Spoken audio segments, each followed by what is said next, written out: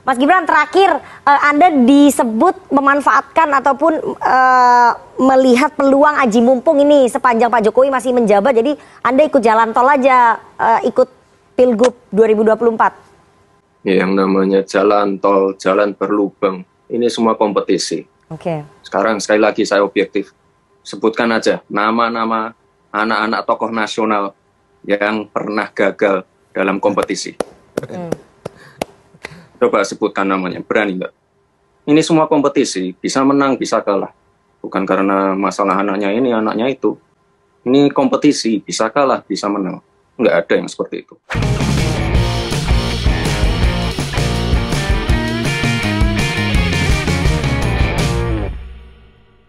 Ya, jumpa lagi di konten saya. Nah, gimana setelah menonton cuplikan video barusan? Jelek banget kan jawaban Gibran? Ya, cuplikan video barusan itu adalah ketika Gibran diwawancarai terkait rencananya yang ingin maju di Pilgub Jawa Tengah atau Pilgub DKI Jakarta. Jadi Gibran ini dituding lagi aji mumpung untuk maju di Pilgub Jateng atau DKI. Karena apa? Karena dia ini dianggap ingin memanfaatkan bapaknya yang masih menjabat sebagai Presiden RI. Ya, tapi ketika kita mendengar jawaban Gibran, presenternya ini pun terlihat langsung terdiam. Luar biasa sekali kan. Memang Gibran ini bisa dibilang ya suka cepat ceplos kalau ngomong. Dan apa yang disampaikan oleh Gibran itu memang benar adanya. Bahwa pemilu itu adalah kompetisi. Siapa saja bisa kalah dan bisa menang. Bahkan anak pejabat atau mantan presiden juga tidak bisa menjamin menang. Ya, misalnya Agus Harimurti Yudhoyono atau AHY. Nah, AHY ini dulu pernah kalah di Pilgub DKI Jakarta pada tahun 2017 lalu. Padahal ya bapaknya ini adalah mantan presiden ke-6. Bahkan AHY juga pernah gagal menjadi cawapres pada Pilpres 2019 lalu. Jadi apa yang disampaikan oleh Gibran itu memang fakta dan ada contohnya. Dan jujur saja, saya jadi kepikiran dengan jawaban Gibran tersebut.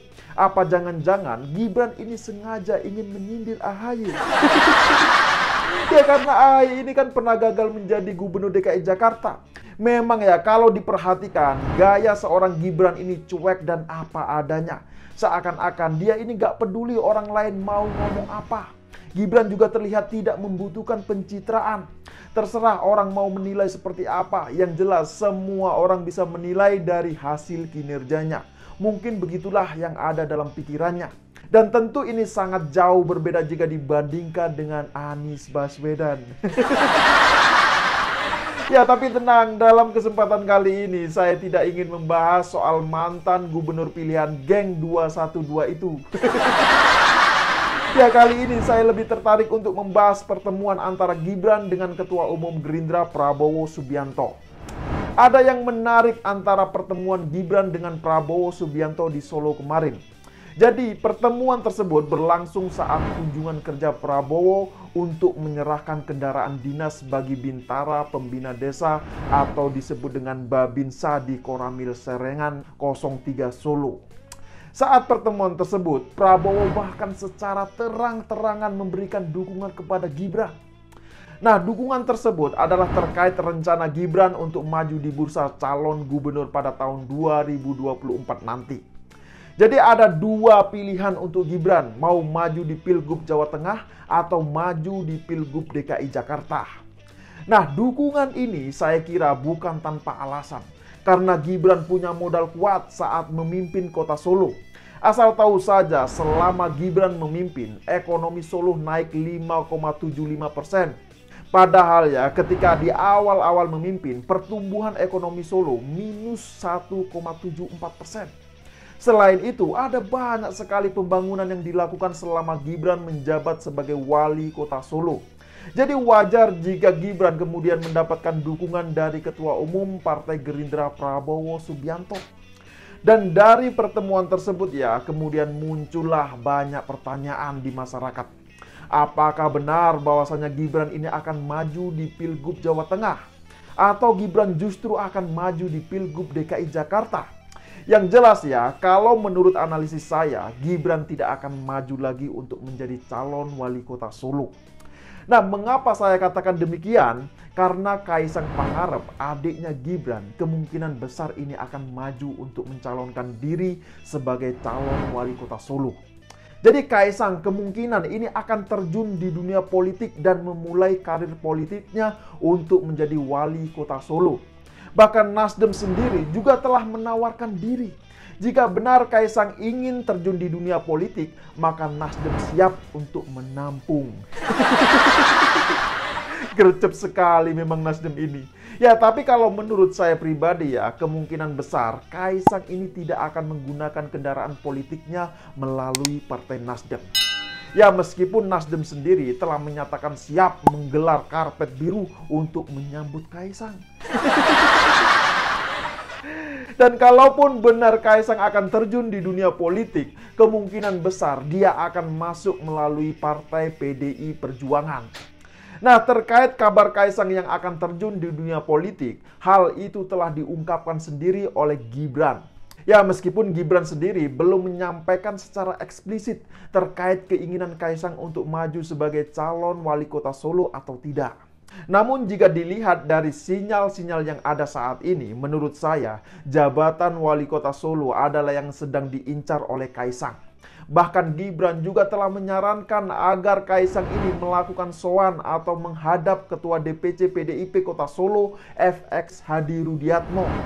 Nah, sekarang pertanyaannya, apabila benar Kaisang ingin maju di bursa calon wali kota Solo, maka kemungkinan besar Gibran tidak akan maju di Pilgub Jawa Tengah.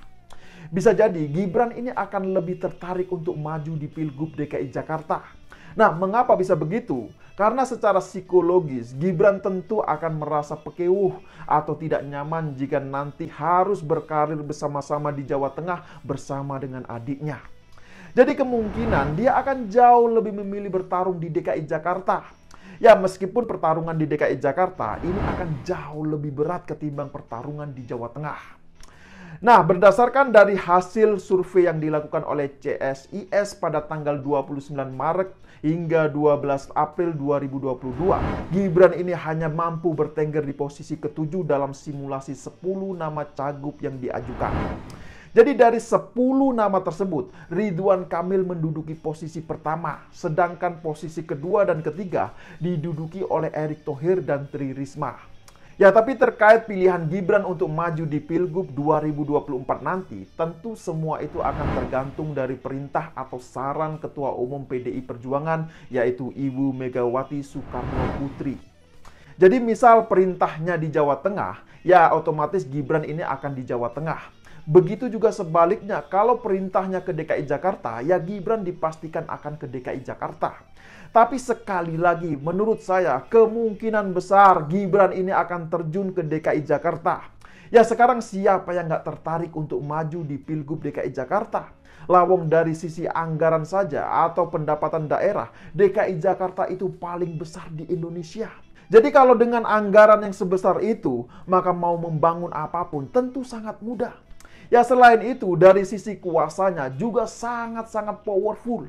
Bisa dibilang mau apapun tinggal tunjuk jari saja, tinggal perintah saja ke wali kotanya dan dijamin tidak akan ada yang berani untuk membantah. Lah sekarang gimana mau membantah coba? Semua wali kota dipilih dan dilantik oleh Gubernur DKI Jakarta. Ya kalau wali kotanya berani macam-macam, ya tinggal dipecat saja lah. Nah, tapi jika Gibran terjun ke DKI Jakarta, saingannya ini sangat berat. Karena di sana ada nama Ridwan Kamil. Ya, meskipun RK belakangan ini masuk dalam bursa calon wakil presiden, namun ada kemungkinan besar RK akan dipersiapkan untuk maju di Pilkada DKI Jakarta. Ya, kita tahulah baru-baru ini RK telah resmi menjadi kader Partai Golkar.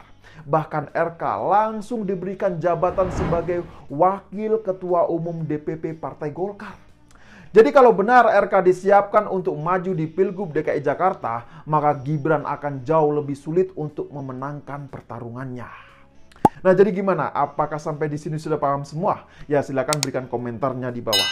Ya, saya kira demikian dululah opini singkat Okedum kali ini. Pesan saya, jaga terus NKRI. Terima kasih buat yang sudah like dan menonton video ini dari awal hingga akhir, dan sampai jumpa di episode Okedum selanjutnya.